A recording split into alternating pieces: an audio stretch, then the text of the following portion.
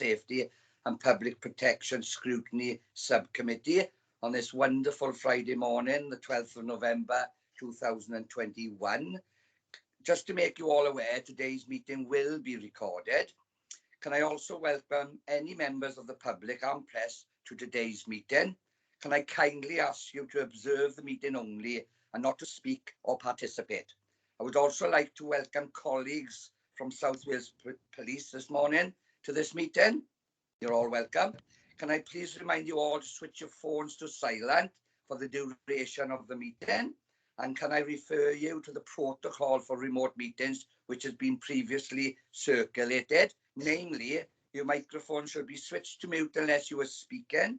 Should you wish to ask a question or make a comment, can you please indicate either via the chat function or by raising your electronic hand? I will assume that you have all read the paperwork before us today prior to the meeting.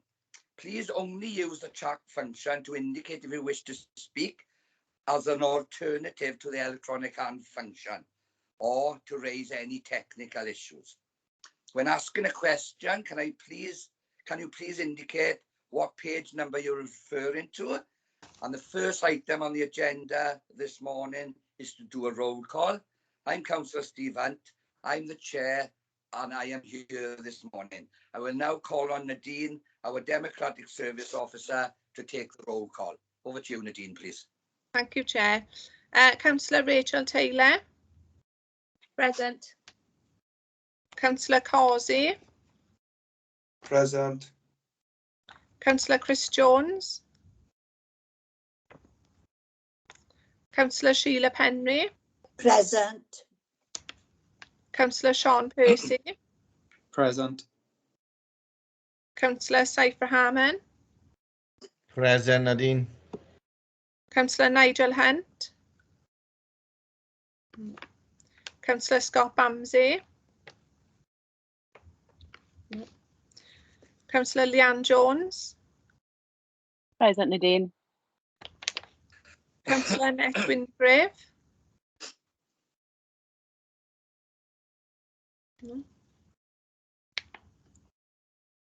We got officers now. Chris Millis has given his apologies. Eleanor Wellington. Present, Nadine. Claire Jones. Present, Nadine. Sarah Williams. Present. Superintendent Mark Breyer. Yeah, hi, good morning, present. Neighbourhood Policing Inspector Lindsay Sweeney. Good morning, Bore da. Present. Thank you. And Inspector Judith Martin. Good morning, present.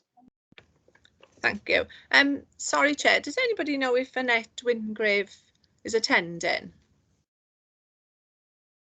I'm not that I'm aware of, but I'll just drop her a message now, Nadine. Okay, thank you. Thanks, Chair. Thank you, Nadine. The next item on the agenda today is the Chair's announcement. We have one item on our scrutiny agenda for today's meeting, and that is the Community Safety Partnership update on antisocial behaviour. So that will be the one item we are scrutinising today. The next item on the agenda is declarations of interest. Can I ask any member if they have any declarations of interest, please? I see no hands and I see no indications. No. Therefore, there's no declarations of interest. The next item on the agenda is the minutes of the previous meeting. So the minutes from the last meeting, which took place on the 1st of October 2021, are attached on pages 3 to 6 of the agenda for approval. Does any member have any comments to make on the accuracy of the minutes? Again, I see no indication.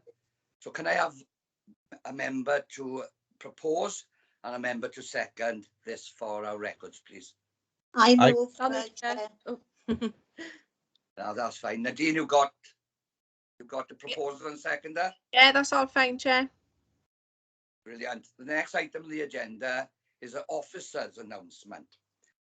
Officers' announcement is on our agenda so that officers can provide any brief updates and elements of their work. We have been informed that officers would like to provide a brief update on the MPT safe spaces. I will now hand over to Eleanor for this update. Over to you, Eleanor, please. Thank you, Chair. So we were due to give an update at a December Scrutiny Committee on our bid to the Home Office for Safe Spaces funding. Over the last couple of weeks, unfortunately, we've been unsuccessful with that bid. So whilst we will be still continuing with some of that work, it will look quite different, and obviously we'll be trying to do that with existing funding within the Community Safety Partnership. So we anticipate that come the December meeting, it's probably not enough to warrant a full report to come to scrutiny based on the decision around the funding. So we're hopeful that perhaps that's something we could bring in the new year as an alternative. Thank you for that, Eleanor. I don't normally do this, but did any member want to make a comment on Eleanor's announcement? I see Sean got his hand up. Councillor Percy, please. Yeah, thanks, Chair. Thanks for the update there, Eleanor. Yeah, I'm just wondering if we've had any sort of feedback or anything in terms of the funding bid. I know they're not always sort of helpful in that regard, but obviously it's a shame we've not been able to get that extra funding, and we had some really good ideas that we were trying to explore, and I think it'll be interesting to see now what we can manage and what we can sort of prioritise with the funding we've got. But just wondering if we've had any of that feedback. Thanks, Chair. Eleanor, would you like to respond to that? Yes, I certainly can. Unfortunately, Councillor Percy, no, we haven't had any feedback as yet, but we have requested it. So this was a joint bid that we put in with colleagues from South Wales Police. So that would have been Gareth Prosser, who was not on the call, and some of the crime reduction tactical advisors. And originally we were told we had quite a strong bid. So of course it was sort of a bit of extra disappointment really that we were unsuccessful, because we had quite high hopes. But we should be able to still do some aspects of the work that we'd hope to do. But as I said, it will look quite different. But as soon as we have any feedback, we can share that, Chair, if that would be useful. Oh, it certainly would be. Sean, did you want to come back? Are you happy? Happy with that, Chair. Thanks, Eleanor. There we are. Claire, do you want to add something to what Eleanor has said? Yes, thank you, Chair. And I think that feedback is really important, because it was an excellent bid. A lot of effort had been put into it by everybody involved, and it was really of a very high standard. But we need to learn from that, and if there's anything that we need to do differently, or maybe address things from a slightly different angle, but we'll learn from it. Thank you, Chair. Thank you for that, Claire. And I'd just like to add as well, I know it was an excellent bid, and that's why I reiterate what Claire and Sean and Eleanor have said, is that we really do need feedback, because it's something that is important to understand what was reasons behind not accepting such an important bid for the work that it would do in our communities. And that's the real issues and concerns of those that we represent, and our colleagues in the police force would be well aware of the pressures that they have. So therefore, any financial support, and especially when you make an excellent bid, we really do need to have an understanding on why it failed. So I look forward, and I'm sure all members do, to that sort of report as and when you got it, Eleanor. And then if it's not for a meeting, I'm sure we can have that circulated to members prior to any meeting, so that we are well aware of why the mechanics behind the failure happened. So I appreciate that from both of you. So on this, Chair, announcements, are there any other officers would like to make any other announcements on that agenda item? No? Lovely. Right, item 6 then is the Community Safety Anti-Social Behaviour Update. This is included on our agenda today for noting. There is a presentation attached to the agenda on pages 7 to 18, which officers will be taking us through. And we also have a verbal update from our police colleagues on the call today, who are in the meeting, as you can see. Can I please confirm if officers would like to receive questions during the presentation? But I would suggest that you carry out your presentations, have questions after the presentation, and then a verbal updates, perhaps by our police colleagues, so that the questions would coincide with some of the answers our police colleagues can give in the verbal updates on various situations. So if members agree, let's have the full presentation from Claire and Eleanor before questions. Are you all happy to do it that way? Yeah, I don't see any hands. There we are then.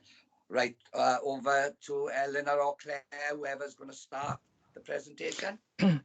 Thank you, Chair. Eleanor's going to give the presentation.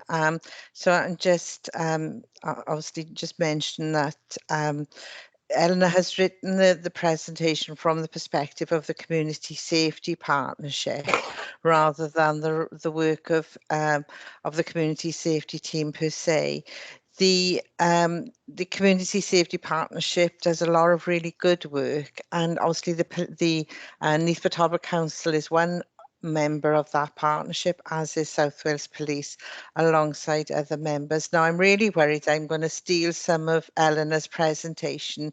So, Chair, can I just let Eleanor carry on with her presentation and I'll shut up?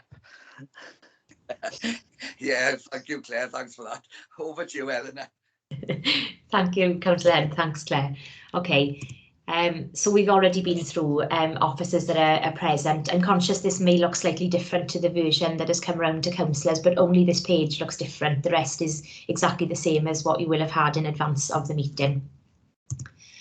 Okay, so as Claire has said, I'll give some sort of general information really from the Community Safety Partnership point of view, as an aside from the Community Safety Team's work, if you like. So just by way of background and context, and as a little bit of a refresher really for the members who will already be aware of this. So we've got the Crime and Disorder Act, which is amended by the Police Reform Act 2002, and that places a statutory obligation on local authorities and the police for us to form multi-agency partnerships so that we can reduce crime and disorder across our local authority area. So in Neath Talbot, we've got the Safe and Neath Talbot Partnership Board, and that operates a multi-agency partnership approach to any community safety and crime and disorder issues. And as a partnership, as you'll be aware, we committed to working together to achieve sustainable reductions in crime, the fear of crime and antisocial behaviour, as well as providing practical crime prevention and community safety advice and reassurance. So the 5 key statutory partners that attend the board are us as the council, South Wales Police, Swansea Bay University Health Board, Mid and West Wales Fire and Rescue Service and the National Probation Service. But of course, the partnership, as you know, is far broader than that. We've got an awful lot of other internal and external partners that sit around the table at those quarterly meetings, and also at our operational tasking meetings that sit underneath the partnership board. So just to give you a quick overview in terms of our current priority areas. So the board meet on a quarterly basis. It is chaired at the moment, co-chaired by Superintendent Mark Breyer, who's on the call, and also by Claire Jones. So we meet quarterly and we review our priorities on an annual basis. So at the moment, our current priorities are violence against women, domestic abuse and sexual violence, antisocial behaviour, which is obviously the report for today, substance misuse, cybercrime and scams, and in recent months we've added county lines to the top priorities as well. So we've always discussed it, but it's just become one of our priority areas over the last couple of months. Okay, so as I said, the CSP is jointly chaired between the council and the police, and over the past 18 months the general picture around community safety has drastically changed. There have been a lot of increased demands into many service areas, which can be directly attributed to the COVID-19 pandemic, the lockdown and the subsequent change in restrictions. Obviously, we do still have some restrictions in place and there's still work ongoing around some of that. Some of the issues in our town centres and our communities have increased and they've become more visible. But we do have a very strong community safety partnership and it's very well attended and partners actively participate, and we do have a shared purpose. Everyone around the table virtually plays their part, but it's important to remember that the role of the council's team and that of the respective partners. So something we always try to keep in mind when issues come to the table. who's sort of got the main responsibility for that area, and how can other partners sort of rally around them and help to sort of make a difference. So the police are the lead agency for antisocial behaviour and other criminal matters, as we know. The Council's community safety team have no enforcement responsibilities and limited resource. As you know, we are quite a small team, but our role, specifically Sarah, who's on the call today, Sarah's role is the more strategic function around antisocial behaviour, and that's to bring partners together to find solutions. So at the recent Scrutiny Committee, we gave quite an in-depth update on the work of the Neath Town Centre. This is work that is still ongoing, but just to give the sort of high-level update for the moment. So the Operation Lilium continues, and I know the police colleagues will probably give some more detailed information on that when they come to present. Our partnership meetings continue, which are coordinated by Sarah. So we've got a lot of relevant agencies that attend those meetings, and the whole purpose is for them to provide us with regular updates on their ongoing work. So this will include licensing, CCTV, business crime, substance misuse agencies, Salvation Army, housing options and others. There's a rolling action plan in place, and this is how we can ensure that our work is continuing and it's progressing, that we're going in the right direction. And of course, this group, these meetings are accountable to the Safe and Neath Talbot Partnership Board, so we can take our progress updates there. But also, if we have got any issues, any barriers that need removing, we know we've got the support of the Partnership Board to remove those, and similarly with our local councillors as well, who are on board and supporting. So just by way of an update in terms of some of the work that has been going on around Neath Town Centre, as I said, I won't go into too much detail because we did cover that at a recent scrutiny. And I'm conscious that as Claire didn't want to steal my thunder, I won't want to from a police angle as well. So their operation was initiated and ongoing, and this involves the issuing of Section 35 dispersal orders, community protection warnings, notices with escalations to criminal behaviour orders for the most prolific offenders in the area.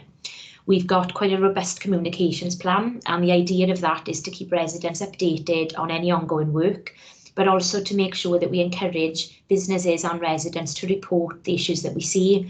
And over the previous months, the police have sort of expanded the routes in which people can report, which I know has been really well received, particularly by our traders. We're able to host, from a community safety team perspective, some engagement events, providing that restrictions will allow us. We're able to speak with members of the public and answer their questions.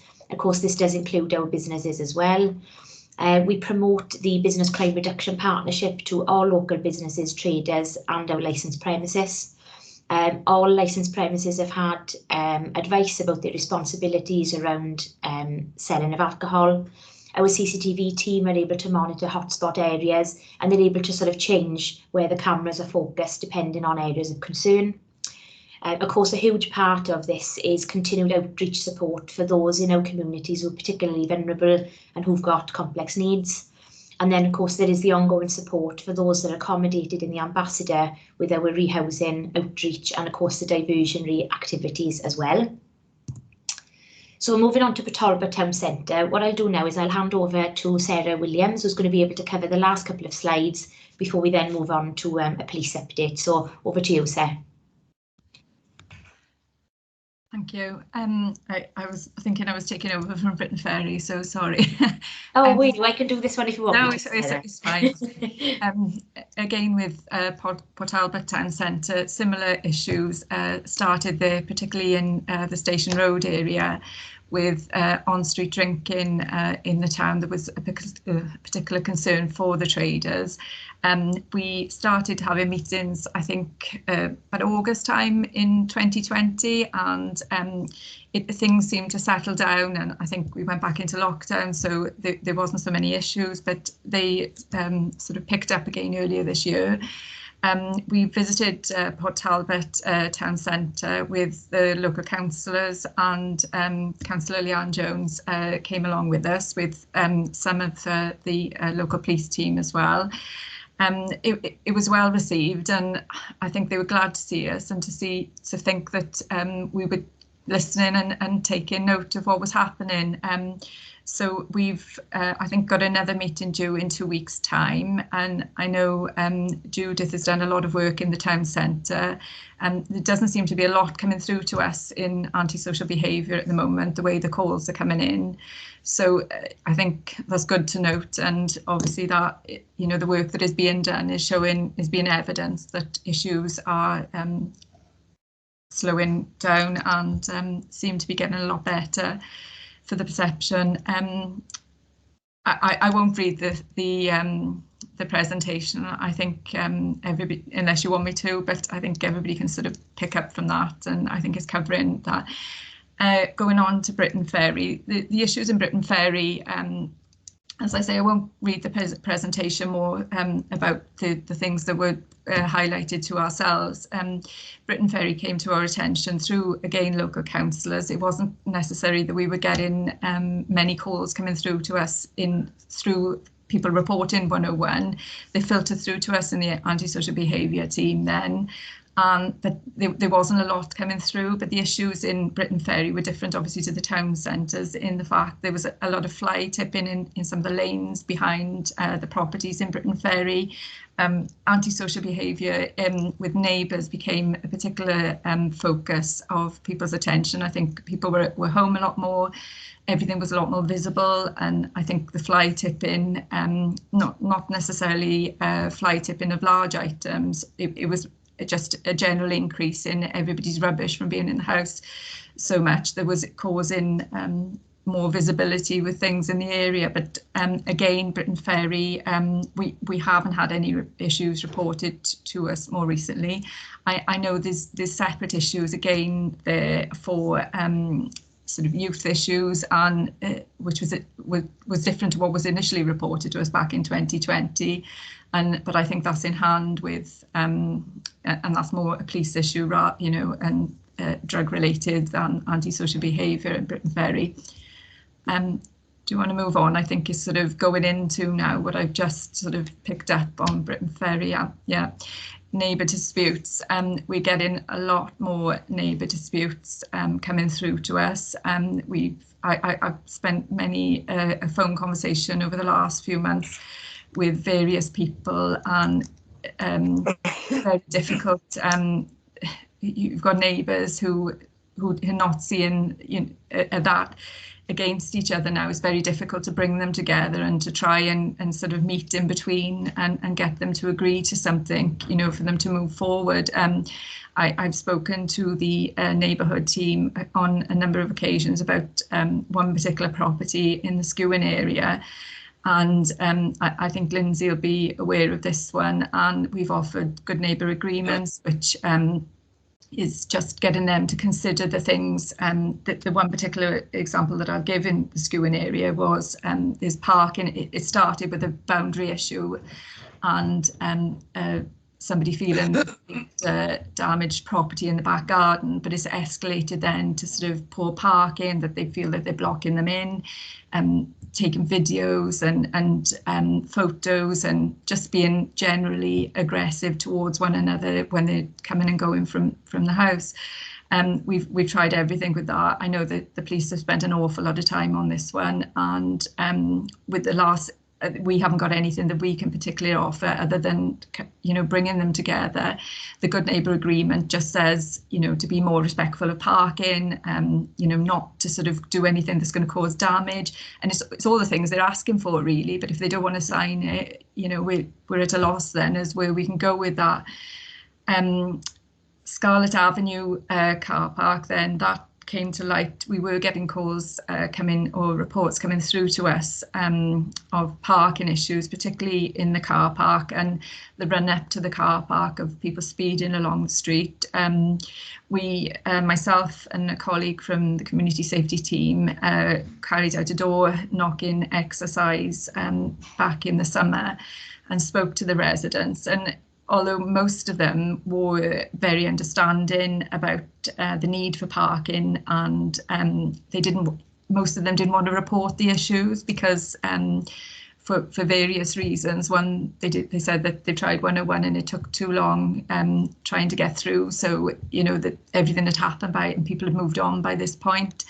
But it's ongoing. It is something we're looking into, but it's been passed on to the road safety team now, and they, I think, will address anything that they can in the area, because it's more, you know, to deal with the speed and maybe put in a barrier to stop people parking after certain times in the area. And I think that's it then, is it, Al? Oh no, sorry. The best to last. The street vulnerability MARC, we've carried on with that throughout the lockdown period last year. We meet every other month. We actually met yesterday.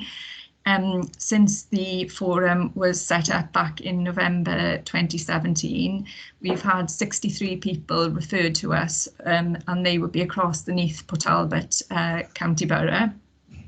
Currently, we are discussing 11 people, and although all of them, or most people now who are homeless are in accommodation of some form or another, it still doesn't necessarily fit their needs. And we've got a lot, you know, a few of the people we discussed yesterday are sofa surfing, and some of the accommodation they've been put in, we find in that a lot of people, they might have been put up in the AMBO initially, but because of one reason or another, they've been asked to leave the AMBO, and they might have been in a B&B in Swansea. So we've still got people that are going around the system, and it becomes increasingly difficult to find them a property that we can house them in.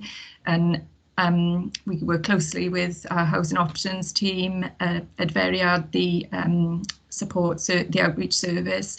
They're involved, and if there's anybody that comes to light that we're particularly concerned about, one or other of the agencies will contact myself, and we do whatever we can to resolve those issues as quickly as we can.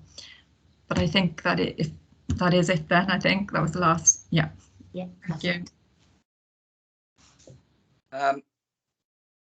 Claire or Eleanor, I made a mistake when I said I'd ask questions now. I'm not going to.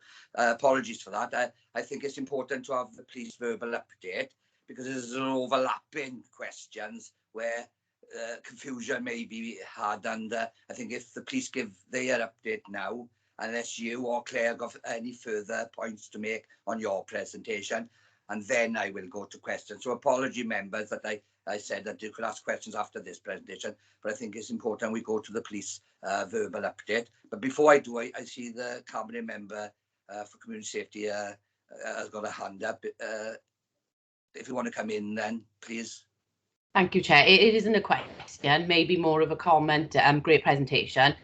But I think if it's possible, maybe all members should see sight of the presentation. So maybe sending it around if that's possible, just to see the work that's got ongoing in some of the awards that maybe not sitting on this committee.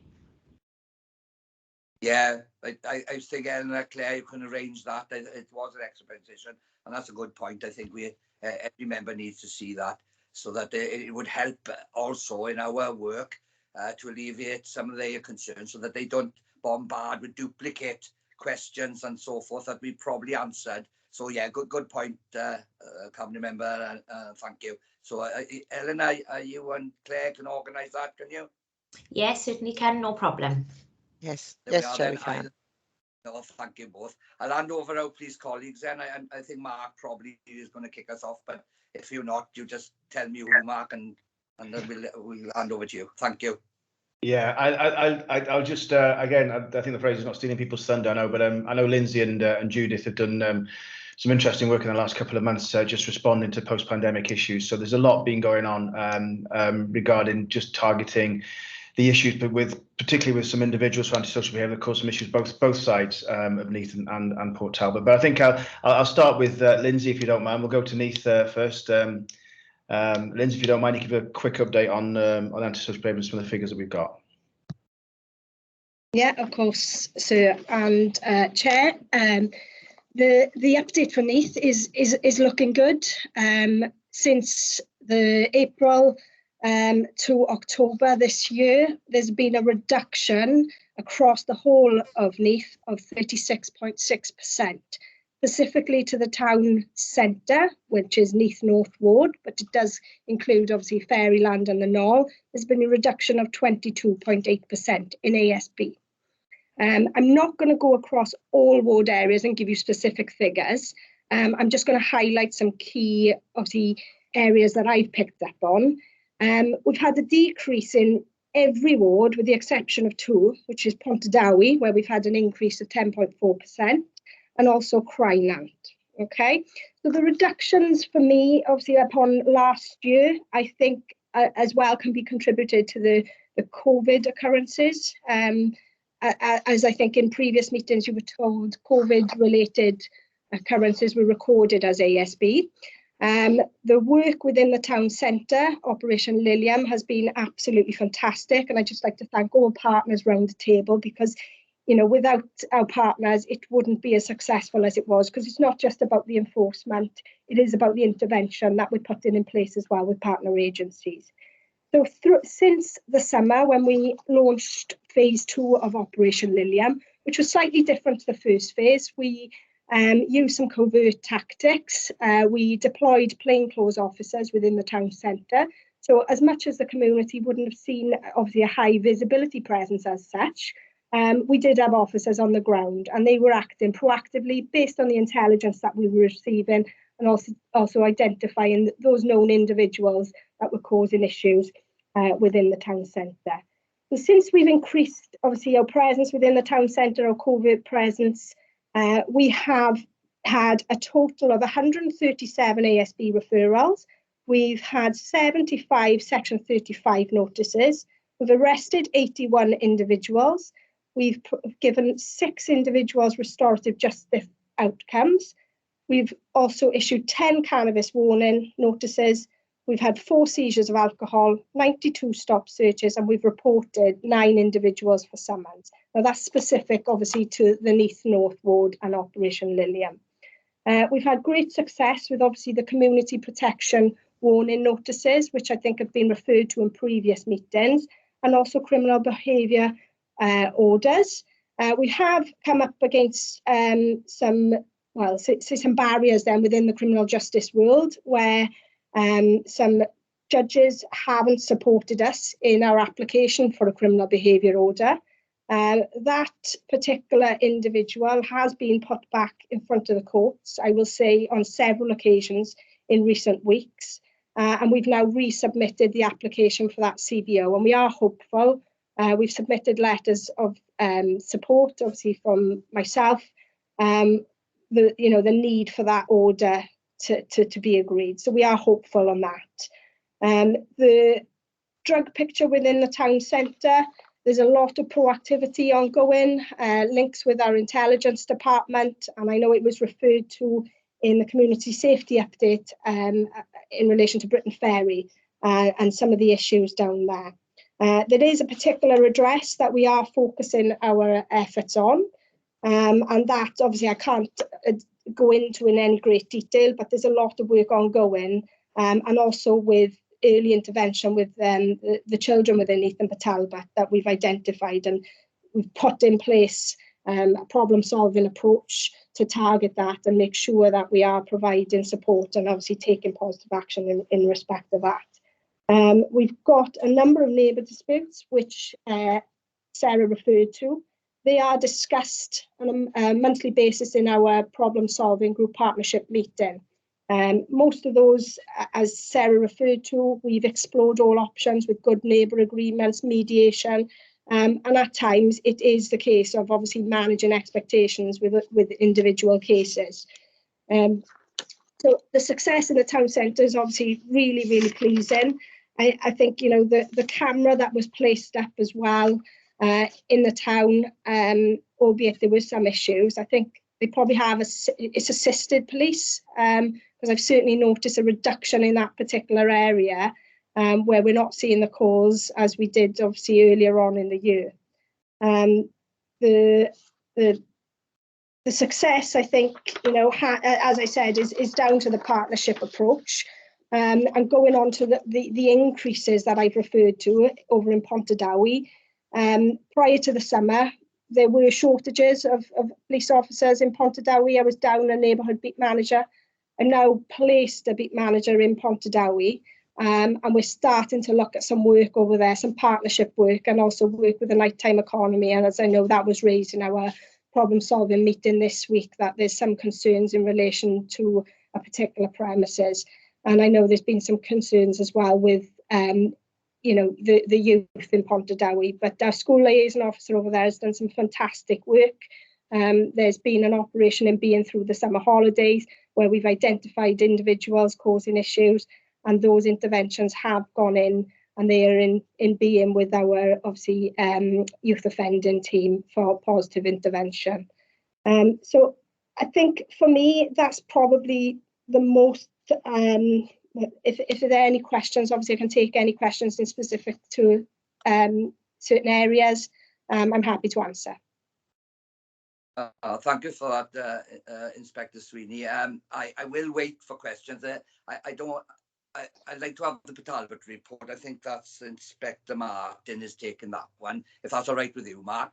And then because we got members from Neath and members from Talbot, we can take the questions then, which will be addressed to each inspector, imagine, for whichever area they want to ask their questions on.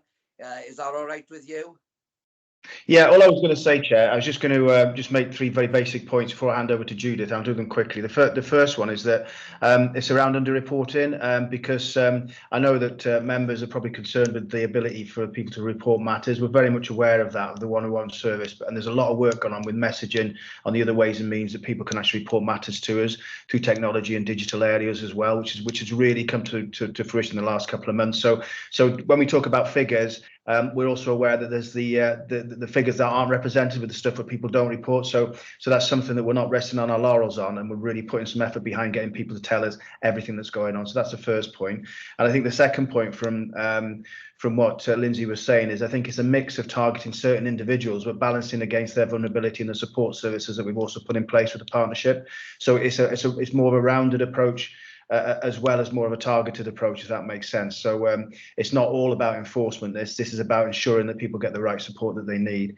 And the third thing I just want to make a basic point around is that we're very mindful of the impact of social media, particularly around ASB and particularly around some of the critical incidents we've seen locally that have been reported. And we've got to treat them evidence-based, not necessarily based on what the public perceive. So there's a lot of work that the local police inspectors have done around ensuring that we haven't got an endemic problem in a place because there's a perception of it, and we've got to deal with the perception as well as the problem itself. So that there's a two-bit issue there for both the police and the partnership to deal with. So I just want to make them quick points before I move on to Judith, because that may be some of the concerns that the people on the call have. Judith, you can go now. I'll be quiet. Thank you, Mark. Judith. Thank you, sir. Good morning, Chair. In regard to Port Talbot, obviously, I landed here in September this year, and there was a great deal of unsettlement in the town centre. So I did probably the same sort of things as Inspector Sweeney has done.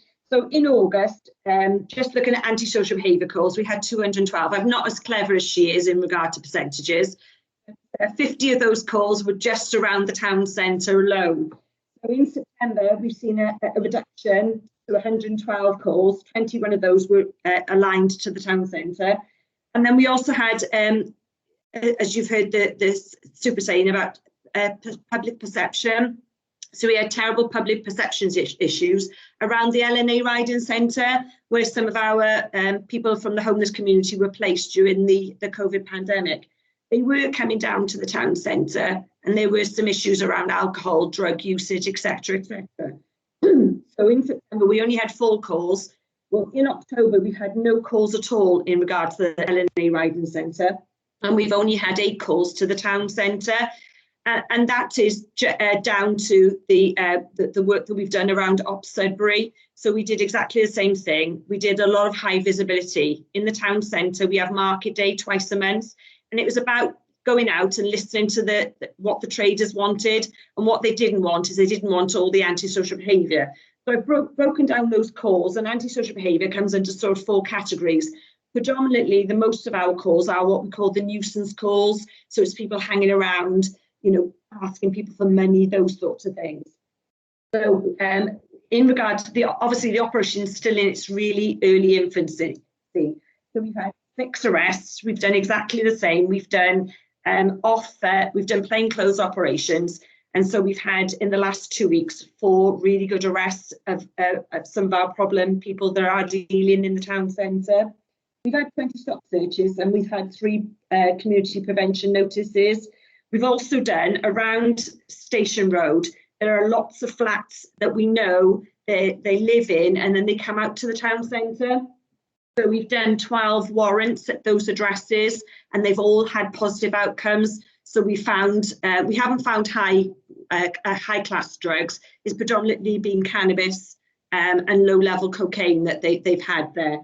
So that's the work. We're going to carry on with that work. When we have market days, we have a stall of our own as well, so that we can do our own work around crime prevention. Done a lot of work around not just necessarily using 101, that there are other ways that we can contact the PSC office. There's an email address and there's also a report it online. So we've done a lot of work around that. And we've gone back to basics and had high visibility. So we've changed our rota structure so that there's always somebody in the town centre, whether that be in plainclothes. And I think it was just making sure the traders knew what we were doing as well. So we have had some really good feedback from them in the last couple of meetings, so which is really pleasing. But to see the drop off in calls has been quite significant for us. The rest of the antisocial behaviour is spread right across the sector. You know, we've got some things, Aberavon, sometimes on the beach, even in this weather, there's a little bit of antisocial behaviour around there, but it is sort of spread right across Port Talbot. But the 2 issues that I had have had a significant decrease in the last couple of weeks. Have you finished, Lindsay? Yeah? Yes. Judith. Thank you very much. Thank you for that update as well. Right, now it's over to members. At pre-briefing, Councillor Sheila Penry indicated first, so I will go to Councillor Sheila Penry for your question, please. Sheila? Yeah, thank you, Chair. I'm Councillor Sheila Penry, one of the councillors that represent Neath East, which is the Melin. We are very concerned on, we've got a dwelling in the Melin, which I think you know about, that they're dealing, they're using, and more than anything, the tenants and the residents there are very, very concerned, so am I, on the age group now that are knocking the door and they are going inside that dwelling. What I was going to ask on that dwelling, surely with the authorities and the police, we've got a strong bond in working in partnership. There is something can be done as it is a private landlord, because we have been fighting this for the last 10 years of the problems we've been having in this dwelling. Not only that, the big concern we've got now, we've got 2 children play area in our constituents, which now they are using up there and dealing. In fairness, residents and tenants that go to the play area with their children has tried to get 101, as we all know the problems they got. I even tried one evening because it was really bad in one of the play areas and I couldn't get through. And I phoned my deputy leader and she said, get 999, which I did. But what the residents were saying is, once they hear the police car coming down with the siren, they vanish. Is there any way we can address this? Because I can tell you, the residents and the tenants in the Melin now have had enough. They've said enough is enough. They can't put up with any more. And what the concern is with us all, with the 3 councillors and the tenants and residents, something drastic is going to happen. And I would never like to see anything like that happening, that lives might be taken. Thank you, Chair. Thank you, Sheila. Lindsay, I'll start with you. I'm sure Mark will perhaps want to come in or something, but over to you for a response, please. Yeah, thank you, Chair. Yes, Sheila, obviously I am aware and I have been in contact with you in relation to that particular address, okay? And apologies, I couldn't make the meeting last week, obviously due to the COVID isolation, as I explained, okay? Will John was present at the meeting and I believe he gave you some detailed update in respect of obviously the action that has already been taken in respect to that address. We have entered that property on 3 occasions, okay? And there are investigations ongoing currently. I agree with you, and I know it's a priority. It's a priority for my staff, and it's also a priority for the partnership. And I've been in contact with Mark Davis, the ASB officer for Neath, and we are exploring now with the local authority the potential at looking at a closure order for the premises. I know contact has been made with the landlord.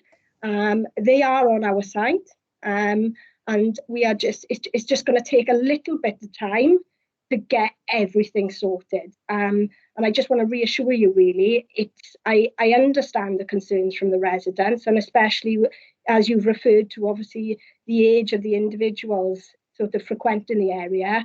And that has sort of prompted our response in creating a separate operation with our intelligence department, which is currently ongoing, which obviously I can't go into detail about. But we are taking it seriously, and I will be able to obviously give a further update at the next meeting. It's just reassurance for me that we're doing everything we can. And I know you've mentioned about reporting to 101, and the super made reference to the concerns about reporting and the fact that as an organisation, we've concentrated efforts on improving our call handling system. We've recruited individuals into our control room to deal with the increased demand, because there has been an increased demand in the last 12 months. You know, we're now doing more than we ever have, especially with COVID and the breaches that were reported in the last 18 months. Demand for police has gone through the roof, and also we're picking up demand from obviously partner agencies, from the ambulance service, mental health calls. That's all coming through to us, so there is a huge demand on our services. There are obviously other ways to report other than a 101. You can email into the public service centre and also social media, and I know a lot of the residents in the Melon will be aware of obviously social media because of the incidents that have been shared on social media over the last 12 months. And you know, there's certainly we've restarted as well the drop-in centres in the Titanium building down on Bush Road, and that I see as a positive step, and obviously engaging with the community and trying to find out exactly what the concerns are. You know, I know you made reference as well to the park areas. That's a priority area, and there is a patrol strategy in place. So all officers within Neath are aware that they are to patrol that area during their downtime. And I say downtime, they have very little downtime because they're always attached to calls, and there's a great demand.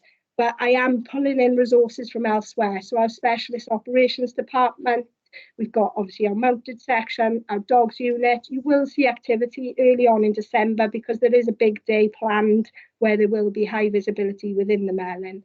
So just to reassure you, it's, you know, it's not lost on me, the concerns, and there is a detailed plan in place, problem solving, to look at the issues, and I can give obviously detailed updates in the next meeting.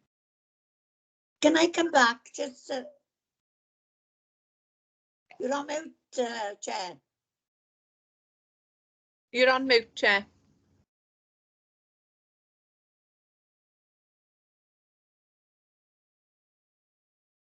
I hope nobody's doing it to me again. But before you come back, Sheila, I want to see if Mark wants to add anything first, and then you can come back.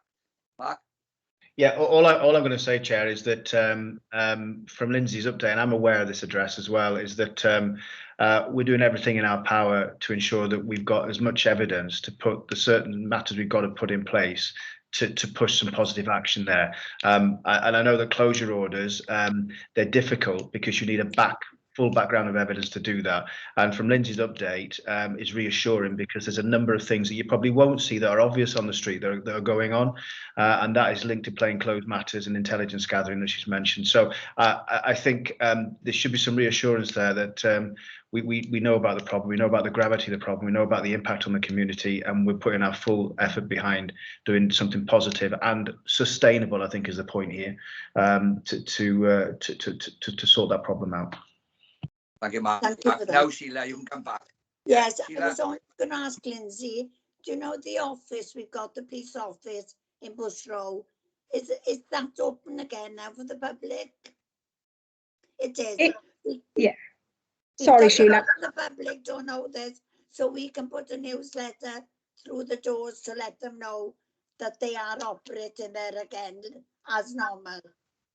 Okay, Sheila, I'll get some dates when they're going to be there, because they're there on a weekly basis, and I know it was circulated on social media this week. I think it was on Twitter.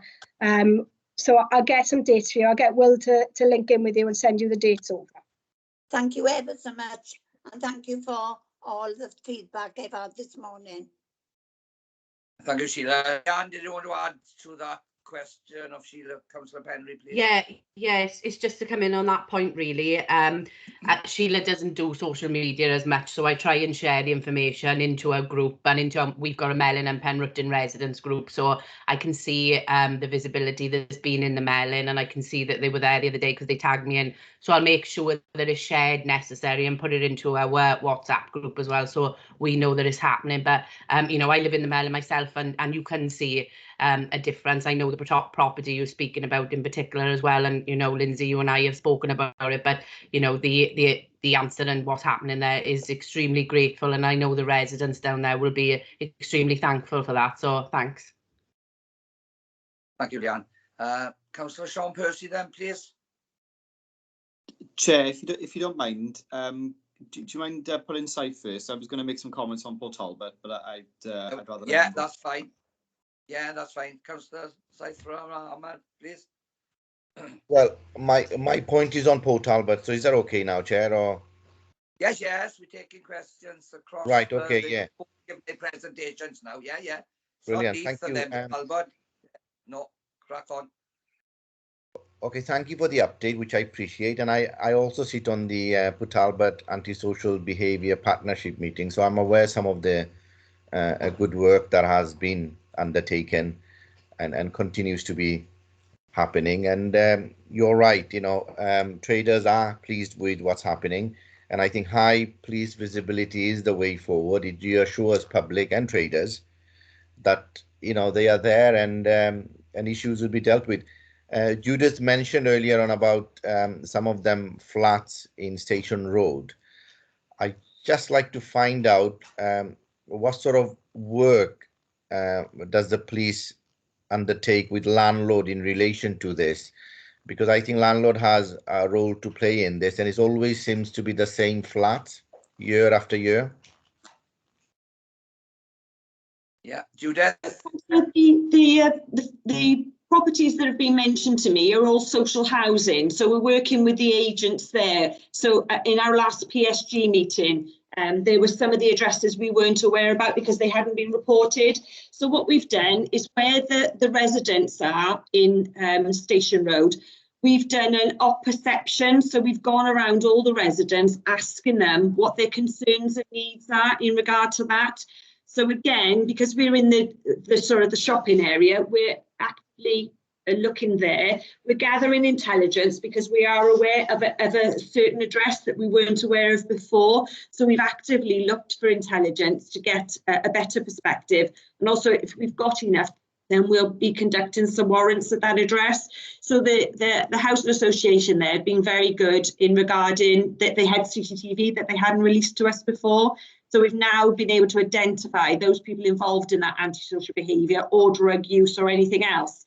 So we do tend on finding premises where we can do pop-up surgeries as well, so that communities can come to us, especially near the train station, so that we get the true perspective of what is happening. So that's what's happening. Obviously, I can't tell you the exact addresses that we're looking at, but we do regularly review those addresses. So a couple of them, for instance, in the warrants that we've done, so the warrant was executed in July, and we've just done another one on 2 of the same addresses, and they've both been positive. But the intelligence that we had is that they were using much higher grade drugs than that we've actually been finding. So that has been done twice now in a 6-month period to try and show people that we are, you know, we don't let them go away, that we will be persistent. Yeah, Scythe, before I bring you back, Eleanor wants to come in, so I'll bring Eleanor in and then you can come back. Eleanor? Thank you, Chair. Yeah, just to sort of add to what Judith has just mentioned in response to Councillor Rahman's question, Claire and I had meetings last week with Titarian and with Coastal. I know that most people on the call will be aware that we've had an antisocial behaviour caseworker through Titarian for many, many years, previously a council role that was moved over to Titarian as part of stock transfer. The lady in that post, Darlene, she's now retired, and there's obviously the opportunity for some of the RSLs to come together and have a think about that particular role, how it can be shaped going forward in a way that isn't just of benefit to one RSL, but several. A lot of the properties in the town centre areas belong to Coastal. We've also got some link housing properties just outside the town centre. So I think there's an opportunity really, including the police, for us to come together and have a think about, you know, what that role could look like in a way that, you know, is best for everybody, that we can get the most out of it. And of course, keeping in mind the close links with environmental health and the noise nuisance side of things as well. So we can certainly keep councillors updated as things progress around that. Thank you, Eleanor. Scythe, you want to come back? Yes, please, Chair. Just to clarify, I wasn't entirely referring to social housing. What I wanted to know is some of the private landlords that have flats around Station Road, the bottom end of Station Road, which seems to be causing some concerns. So, so I just don't want to single out social housing, other ones. Finally, can I ask, Chair, Operation Sudbury is working very well. When it comes to end, are there any plans to put something else in place, or I mean, will there be more police present after Operation Sudbury? And that's all, Chair, from me, Chair. Thank you. No worries. Judith, are you able to answer that? Yeah, I mentioned it before in the past. It's not a case of we set up these operations and we just finish them in a certain time frame. At any town centre right across the UK will always bring us our challenges. So just because up Sudbury we put a time frame and we haven't at the moment, it will just carry on. What I found, it was just that we just needed to align some of our services, maybe give some of our MPTs a little bit more focus and direction. And that's all that an operation is really, is that we've just utilised some of our teams just differently. And it was just, I think, having a fresh perspective just needed to add that, that's all. So it doesn't necessarily mean that it'll ever end, is the honest answer, but any town centre will always have our focus. But what I wanted to do is to just make sure that everybody within the MPT and the response teams, and then we can utilise some of our external agents, like Inspector Sweeney said, you know, people like the horses, the dogs. If you have an operation in place, you can make more demands up to headquarters. So, for instance, we're going to have a week of action shortly where we've been gifted some of the sexy equipment in headquarters. So, for instance, I've asked for the drone over the forestry because we've got off-road bikers there. We've asked for sort of like the armed units to come just to show a presence, not for anything else, but just to show that these are all the kits and the toys that we've got, and we can utilise them in different ways. So we've been given that opportunity. So I just want to reassure everybody that the town centre will never lose its focus. You know, it's really important that we help with the regeneration, getting people back on their feet after COVID. It's all those sorts of things. So it's never really going to end. And even if we take the heading away, you will always have the focus around a town centre from my perspective. Thank you, Judith. Scythe, all right? Yeah. Councillor Sean Percy then, please. Thanks, Chair. Yeah, no, I'm glad I've followed Scythe because he certainly picked up on some of the things I was thinking. particularly on the point of sort of what happens at the end of these operations, it is sort of reassuring to say that, you know, you're saying there'll be a sort of continued focus, you know, and I really hope that is the case. You know, I did mention this in the last meeting. It feels like we kind of go through these cycles. You know, we have a problem, we do an operation, the operation stops, the problem brews up again, we do another operation, and, you know, the public kind of don't really buy it anymore, because they kind of see, oh, we're doing a big splash and there's loads of police and it's great, and, you know, we can demonstrate the police are there, we can tweet them, there's pictures and people notice the change, but it's sustaining it. And I think that's just what we all want to see, isn't it? Like that sustained improvement and the perception to stay, you know, more positive and people to be comfortable longer term. And I think that's certainly something that, you know, we'll all be keeping a close eye on, because that's what we all want to see. I wanted to just pick up on a couple of things from the first presentation from the community safety team, just to flag something up from my ward, and just to bring that to the general attention. There was a mention about Scarlett Avenue car park and some of the ASB issues there.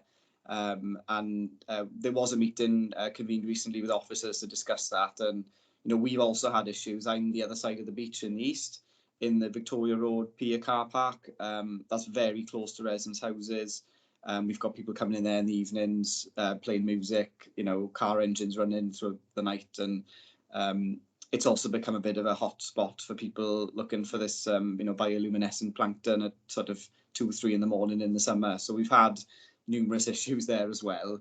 I just sort of wanted to flag up that, you know, we've had the meeting with our parking team and the council, and, you know, we're looking at that across the whole seafront, not just the one car park, because although it seems like there's been more calls from Scarlett Avenue, we've had issues across the other car parks as well.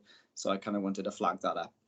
And the other thing, I suppose, is, you know, some of the other antisocial behaviour, and obviously the focus has been kind of the town centres, which is, you know, obviously a big issue and very visible. But, you know, we've got this sort of persistent thing. You know, I'm in Sandfields Estate, and, you know, we've got the local park, and we do get this ongoing, you know, trouble around the park. Again, it flares up and it calms down again. And, you know, the police can't be everywhere all the time, and that's the frustrating thing sometimes, isn't it? You know, I was there the other night putting poppies in the park, and police turned up. You know, great. You know, it's nice to see them visible, but you know, when I get a call that someone's throwing stones at somebody's window, there isn't resource available. And I think it's those issues that are harder to sort of deal with. And I guess, you know, we've got to try and prioritise these things, haven't we? So we are having trouble on seafront, trouble in town centres, maybe, you know, issues in the parks. But I did want to flag up that actually, you know, we had a spate of antisocial behaviour perhaps in the last, you know, 4 or 5 weeks. We had CCTV from a resident, officers have been looking at it, reviewing it. You know, PCSOs have been quite helpful there as well. So, you know, there's been some good work. But I don't think we've quite nailed the sort of issues with the really younger children in the parks. I don't know, we've spoken before about whether we can do something with youth service or the sports service and the police or something to try and engage the young people. I don't think we've quite cracked it yet, because we've still got these groups that are, I think, just bored and just messing about, smashing things up and just causing mischief. And it's often not even in the evenings, it's in the day. And I think we've got to figure something out there still. And it may not be, you know, perhaps as resource intensive for the police as like a town centre operation, because this is about, you know, engagement and I think giving some of these young people something to do. And I see Eleanor's hands going up there, but I think certainly from my perspective in Sandfields, that's a priority for me, because that's where the vast majority of our calls are. It's young people and low level ASB. Thanks, Chair. Thank you, Sean. There's a bit there for you, Judith. I don't know if Eleanor should come in first, as he made reference to the part of her presentation, and then I'll bring you back in, Judith. So, Eleanor, if you want to respond to the part that Sean mentioned you with, please. Yes, certainly. Thanks, Chair. Yeah, just in relation to your comments, Councillor Percy, about the seafront. When we had the initial meetings and when that sort of first came to our attention, one of the things we were really clear on with our environment colleagues is that whatever we put in place for, let's say, Scarlett Avenue car park, you're ultimately going to have a massive knock-on effect on the other seafront car parks, which are also in residential areas. So whatever they do, it's going to have to be something that's right across the board. But of course, when it comes to cost, that's at a much higher expense than if we were just focusing on one particular area. So I'm pleased to hear that that's something that's been considered, because as we've often said with the courses of action we take, we don't want to solve one problem in this area, but actually move the problem somewhere else, and we've got to be really careful about how we do that. And the other point I wanted to pick up on, if I could, was around the children and young people's bits and pieces that you mentioned there in your questions, Councillor. So we've had a couple of things really around children and young people in the last couple of weeks. It's really come to our attention that a lot of the things that we usually do with young people have, of course, been missed over the last 18 months to 2 years because of the pandemic. We've not been able to go into schools when they've been reopened. And of course, when children were being homeschooled with their laptops, some of the lesson delivery is just not really appropriate in that way. And ultimately what we've got now is a fallout from that time that we're playing catch up. But it's not without its issues as well. And this is not just around sort of antisocial behaviour. This is our whole Crucial Crew event that we do for Year 6 pupils on a variety of safety messages. It's one of those things, we've done it for so long, we know it's a success, but then when you stop doing it, you actually realise how much of a success it is, because you start to notice some of the vital messages that young people haven't had before going into secondary school. Ties in as well with some of the work we're looking to do with the youth service. I know that in Neath they're hoping to pilot a bit of a drop-in kind of hub centre in the town with youth justice, with the youth service, and also with our presence as well. But that's something we very much do in partnership, hopefully with some of the community safety partners as well. Aside from that, the Youth Justice Service are doing a piece of work at the moment around risk mapping and profiling, where they're actually going to be looking at sort of hotspot areas where our youths are gathering, looking at things like diversionary activities, where community safety can link in, and obviously with a direct route into the community safety partnership, where some of that intelligence can be shared and we can look at some sort of problem solving as well. So yeah, very much on our radar, but I'm really glad you've raised it actually, because there's a lot really over the last couple of months around children and young people that's come to the fore. Thanks. Thank you, Eleanor. Before I bring you back later, Sean, I'll go to Claire first now, and then Judith. Claire, please. Thank you, Chair.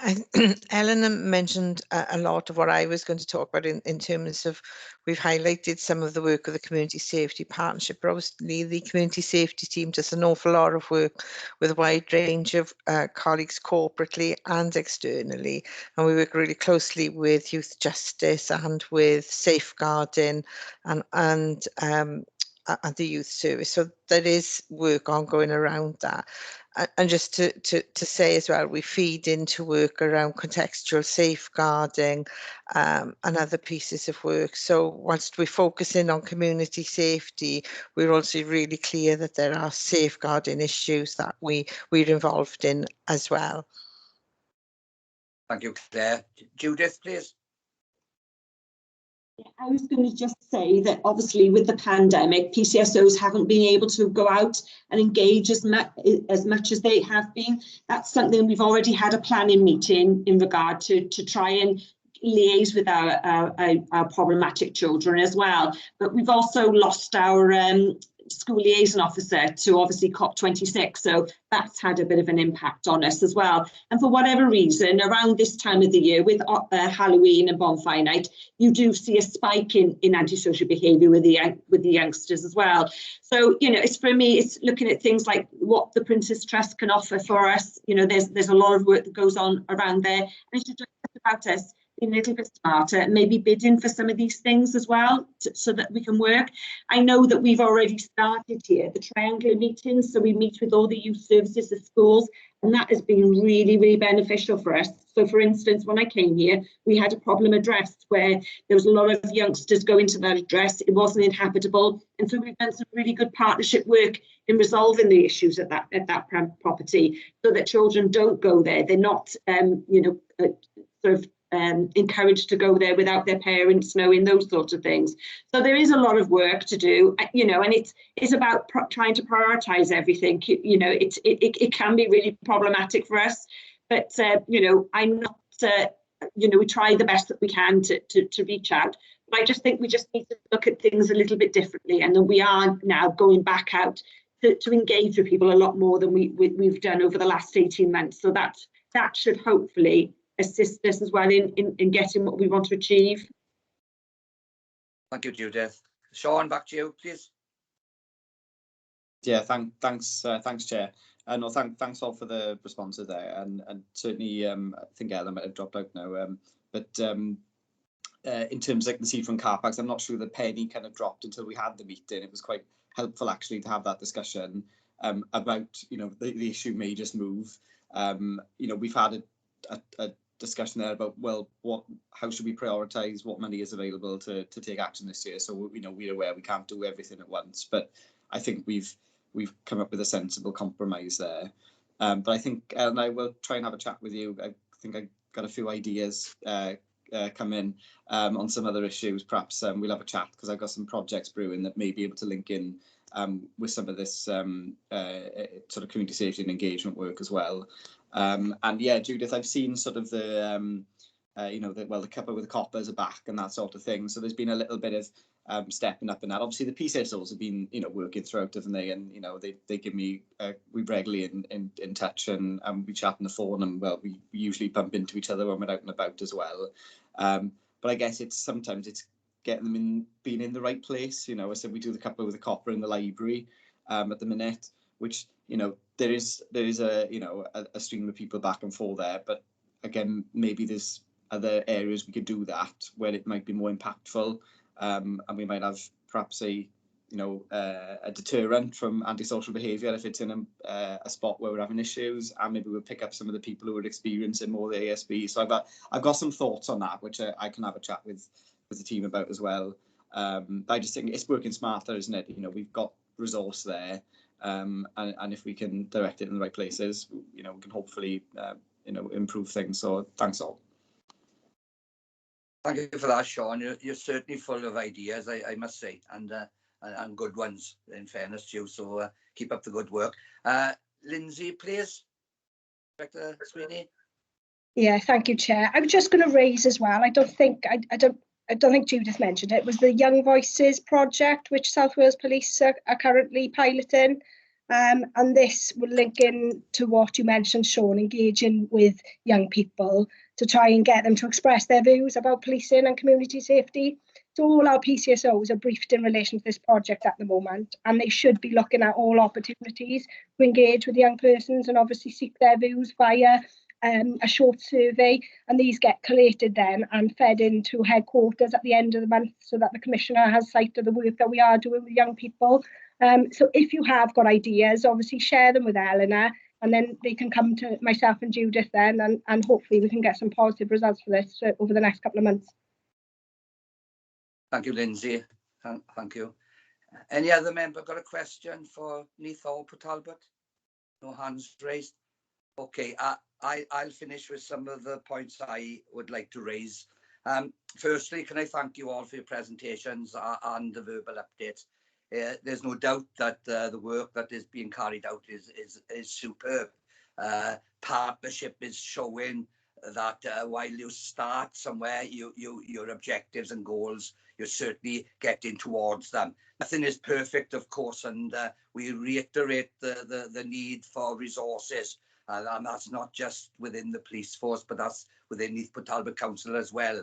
We could do more with more, obviously, but what you're doing with what you've got is exemplary, and it should be commended, and that goes without saying.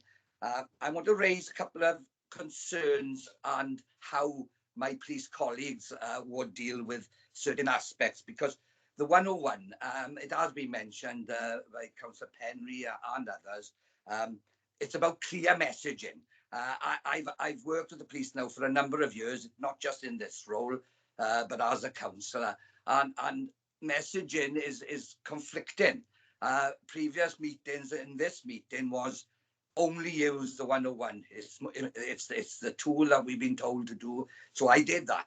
I got a huge social media presence. For instance, 240,000 people visited my page in less than a month. Now, I'm following the rules and regulations that you, the police, are now safety team, are telling me. But then I'm having messages said, oh, well, like Sheila was told 4999.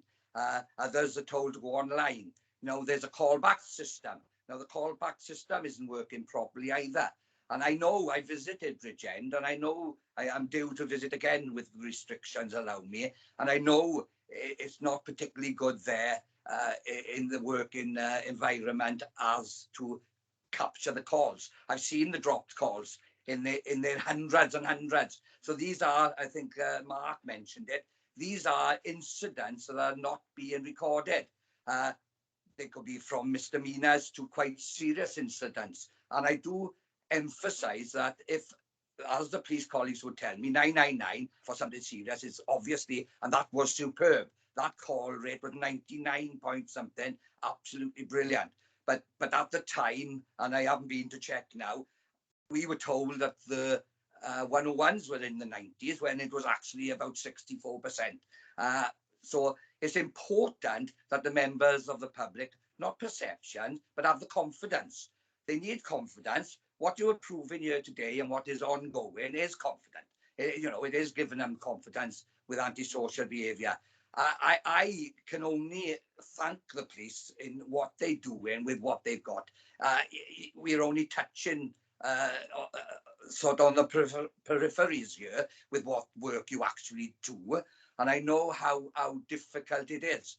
Now, as far as our work goes as Neath Talbot Council, now, antisocial behaviour from drug and alcohol and homeless is clear. Don't get me wrong, I'm not suggesting that the work the Welsh Government are giving us to house the homeless isn't important. It is very important. And we have a duty and legislation to do this work.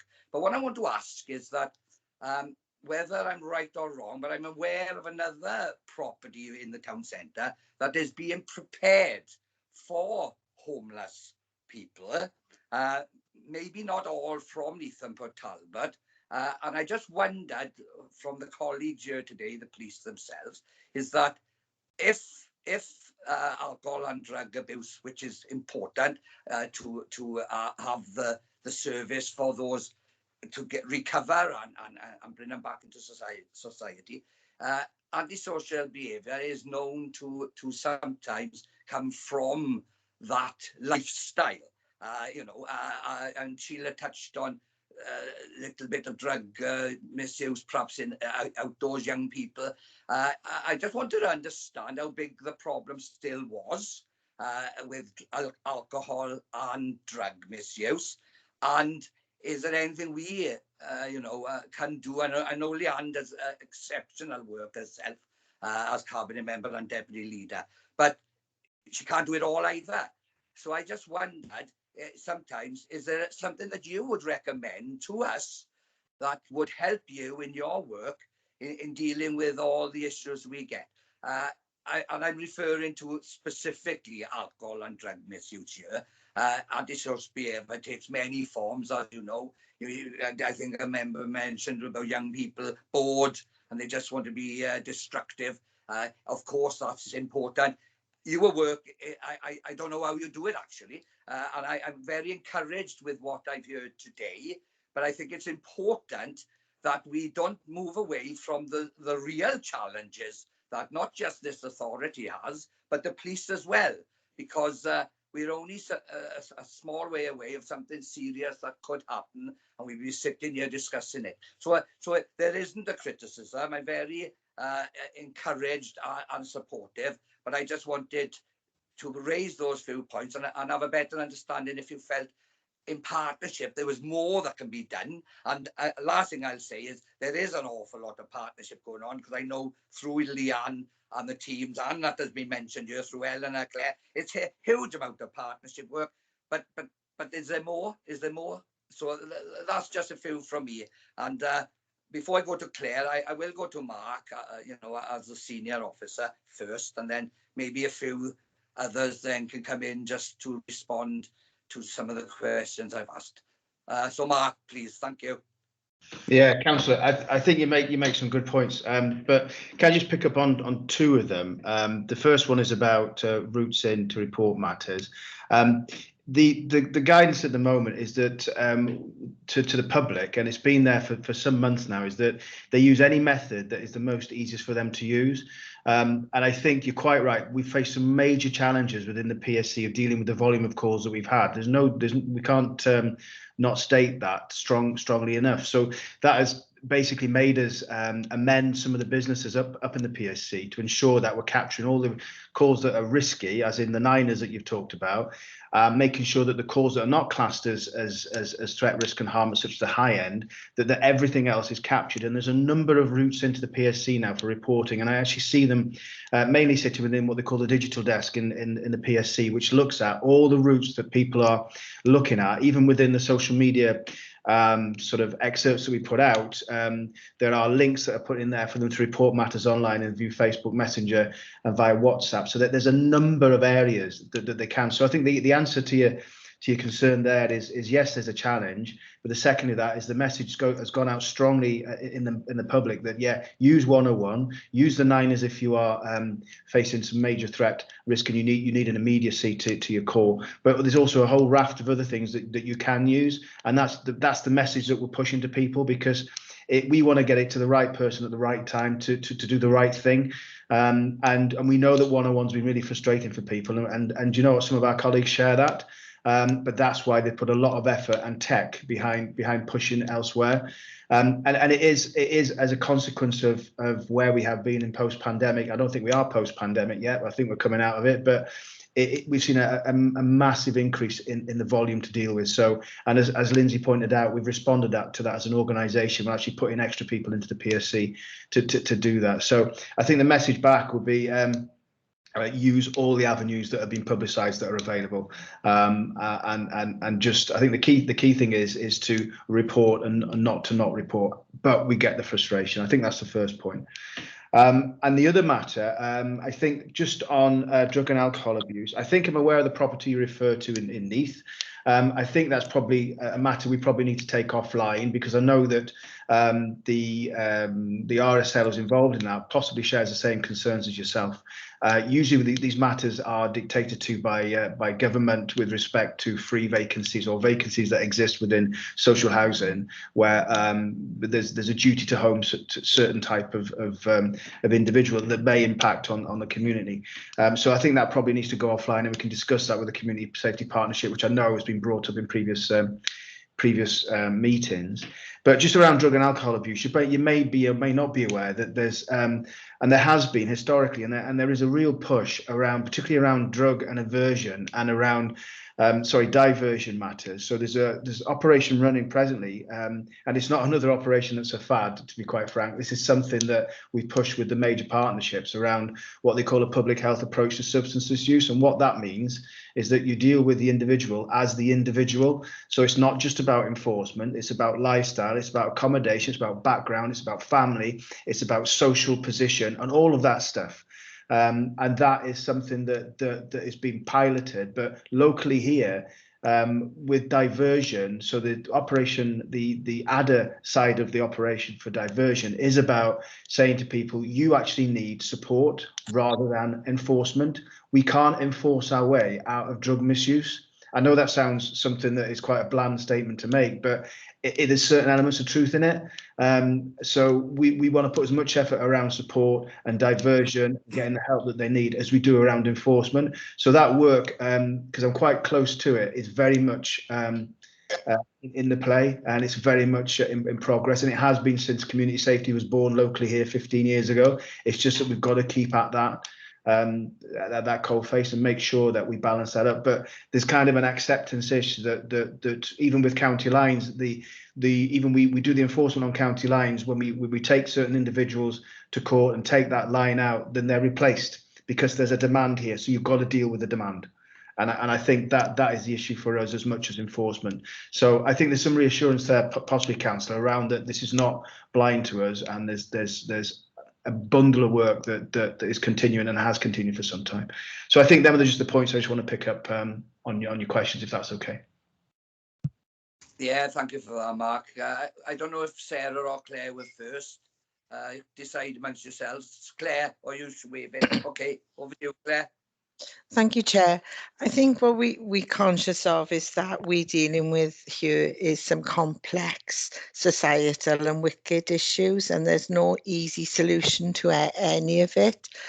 And I think we need to bear that in mind, but that doesn't mean that we stop trying. I was just going to remind you, Chair, that Anharad Medcalf from the Police and Crime Commissioner's Office is coming to this committee, I think in March, to give you a presentation on Project ADA so that you're fully aware of the activities that are being funded via the Home Office in terms of increased access to rapid access prescription, diversionary activities, as well as enforcement. So obviously we will be able to give you more detail on that, and Harrod will. Also, obviously in respect of substance misuse,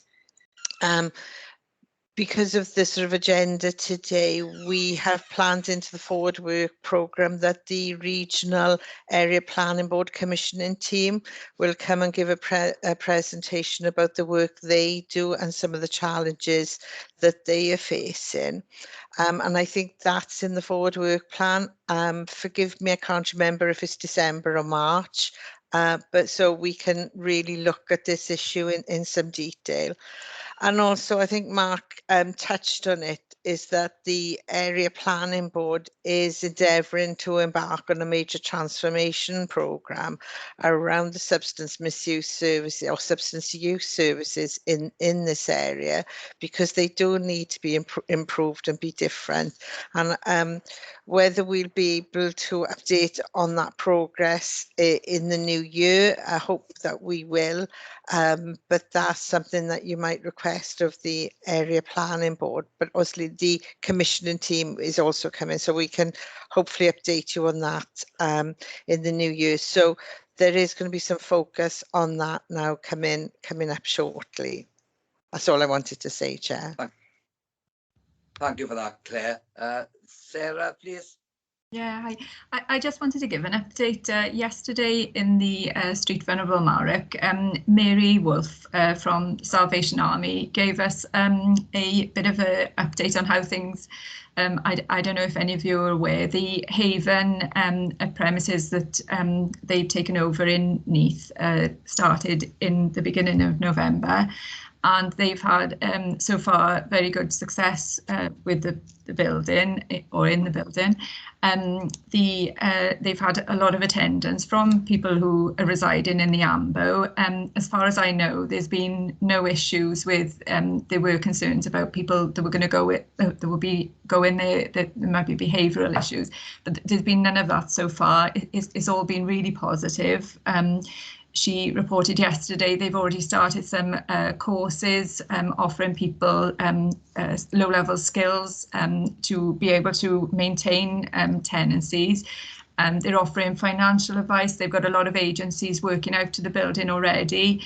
DWP are involved to support people who have maybe missing appointments so far to ensure that they're on site, so they're getting their appointments and any advice that is necessary. They've got, I think, 8 people going to be taking part in a cooking course starting next week, and it's all really good things that that haven't been able to be offered over the past nearly 2 years now. Because of people being in sort of contained spaces, and it was all really good news. And everybody who, all the agencies that are a part of the street vulnerability issues were involved, are involved, and everybody seems quite supportive. I will mention that the only issues they have had are people targeting the building, and there was a couple of issues reported that I think Lindsay's nodding will be aware of, which is a bit disappointing because they're looking to do a good thing, and it's quite sort of, I think, where they thought the issues were going to come from, and I hope that they don't, with people who are going in there, it wasn't them, it was people who were targeting the building because of what was being done there, which was quite disappointing. But another thing I'd like to mention that we didn't touch on earlier is some of the things that have been picked up in the Neath Town Centre and the Port Talbot Town Centre meetings are the fact that antisocial behaviour has been a lot more visible due to the lack of footfall within the town centres. And there's a separate meeting as just started with a group now, identifying and events that are taking place within both, all the areas across the borough. And there's a plan of events that everybody's familiar with. So if anybody does want to attend, and I know the police and ourselves from Community Safety will be attending Christmas markets and any planned events that are going on over the next couple of months, there's a list of that available. And to hopefully get more people to feel safer about coming into the town, and the more people that are about, hopefully the less issues will be seen. So it was just something to add to the meeting as a positive note. Steve, finishing. Thank you. Thank you for that, Sarah. That's a good news story, really. And, these are the messages we should be getting out. There's enough negativity, and people thrive on negativity and media, obviously. So that's great to hear, and I think more good news stories is important. Councillor Leanne Jones, did you want to come in at the end of the meeting, or is it on some of what we've just already discussed? Because I just want to come back first, but up to you. Yeah, just something you have discussed, and sticking to the positivity, I think, as such, that obviously members will be aware that we went out earlier in the year to award the contract of the CCTV, and we've done that. We're in the progress over the next few months of renewing all the cameras across the county borough. Information will be sent to members shortly, but I think that's something to remember as well. I mean, our cameras haven't been updated in 20 years, and the technology that we'll have available now across the county borough to make sure residents are felt safe would be phenomenal. So I just think adding that little bit of sprinkle of positivity on a Friday morning. You were right, Leanne, and I tell you what, you should have said that earlier. I think these are the messages we need to get out. CCTV has always been highlighted as one of a tool that the police and ourselves could use, and we have been criticised, as you know, continuously. So that's an excellent good news story. And as I said, these are the messages we want to get out. So before I just briefly come back and finish this item, Lindsay, you wanted to come in on that as well? Dr. Scrutiny. Yes, thanks, Chair. I was just going to go back to, obviously, the reporting methods that you referred to in your first update. And just, I'm aware, obviously, of all the local groups on social media within the ward areas. I'm more than happy for, at the end of each month, the local councillor to send me a quick email with just some common themes, just to make sure that I can cross-reference, because I look at the data daily.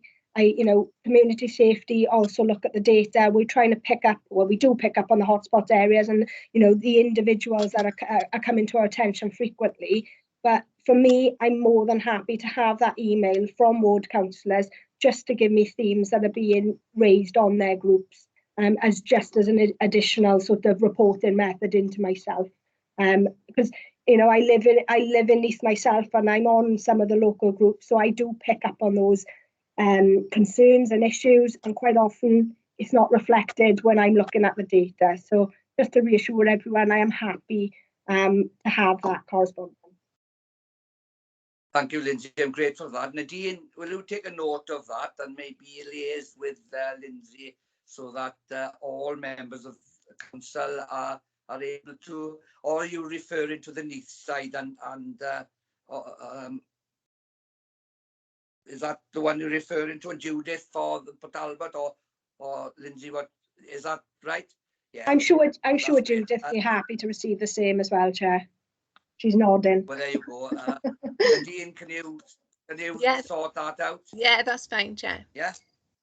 Yeah, just briefly then, Mark, why I raised what I said, and thank you for your responses. I probably constructive criticism, I call it, when I try and get in the heads and understandings from what I hear from the communities. And why I raise it is that I think we all have a duty to Westminster Government, Welsh Government, and whoever will listen to us, the Commissioner as well, in trying to get you more resources, because I'm sure you're aware, Inspector Mark Otterson, in one of these meetings, we failed on a 999 call. It wasn't handled or got to in an appropriate time. Now, that's why I highlight these issues, is because all officers were tied up and the closest that could respond took too long. Luckily, there wasn't a serious incident, but that is why I highlight it. And when we take on more work and we're working in partnership, you have your own issues with holidays and sickness and COVID. And I believe the resources you've got are not adequate.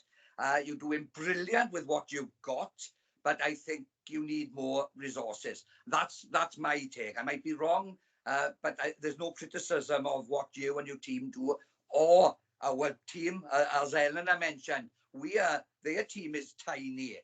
They're miracle workers. We're all Harry Potters, I can assure you.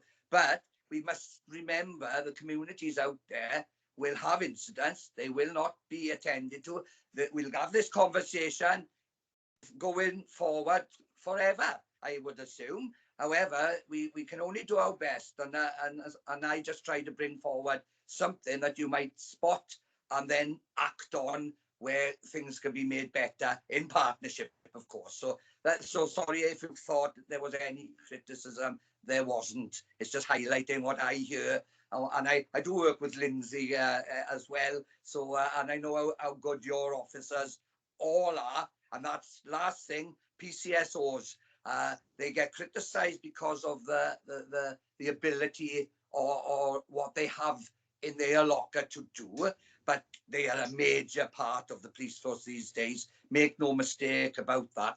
And they serve in our communities brilliantly. So nobody mentioned those.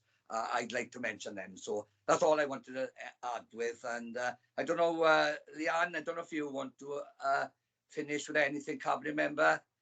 Yeah, just to echo your comments really, Chair, and to say, you know, the great partnership working that we've seen here this morning and the actions taken across our communities, and, you know, community safety is very much at the forefront of our residents' minds and us as members as well, and colleagues on board. So, you know, I just want to thank everybody for that partnership working and the questions that come up. I know it's extremely, communication is the key thing here, and everybody on the same page as such and wanting the same things across the whole county borough. So it's excellent to see. So well done to all. And you're right, the teams are small. I mean, they could do with a lot more resources, but they work miracles with what they've got at the moment. Yeah, and I echo your comments as well. And thank you for all the questions. Thank you all for present. Oh, wait a minute. Lindsay, you want to come back before I sum up this item? Yeah. Chair, very, very quickly from me. Obviously, the neighbourhood teams have been filled in Neath, so we are where we should be with our neighbourhood officers. And we are getting staff in January, so that's a positive. There's extra resources coming to Neath in January. Oh, brilliant news. Thank you for that. That's an important update. Can I just thank officers on this item and our police colleagues for their verbal updates. Very important. I think we learned a lot on this item again today. So thank you very much for the excellent work you were doing, and long may it continue.